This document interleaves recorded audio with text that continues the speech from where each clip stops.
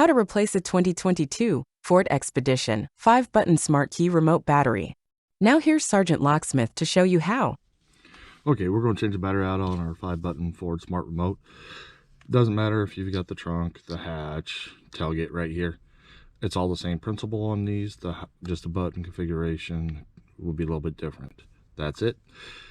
So if you're having problems with your doors not opening, locking, remote start, trunk, gate, let's do the quick repair, see if this fixes it before you come see a locksmith to see if you got other issues.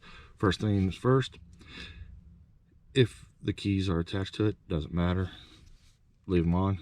Remove emergency blade. I like using a flat tip screwdriver for this. It's just me. Notice this is where your emergency blade is. Come to the opposite side, you'll see this indentation. Take your flat tip, put it in there, just twist it and twist. You notice it wants to pop up. I don't pry on it because you can break the little tab that sits in here. I like to take the flat tip and just slide it in right over here on the side. Pops up. That's that little tab I was telling you about. They can cause a problem. Now you notice this battery popped up. Sometimes they do, sometimes they don't. It's a goofy design with Ford. Dump it out. It's your CR2450.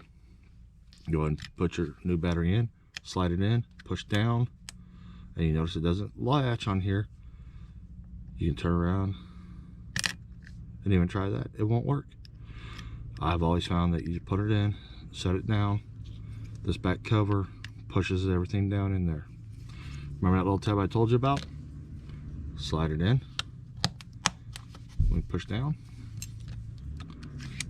And there you go. You've changed it. Hey, if you would give me a thumbs up, comment down below. Thanks again for watching.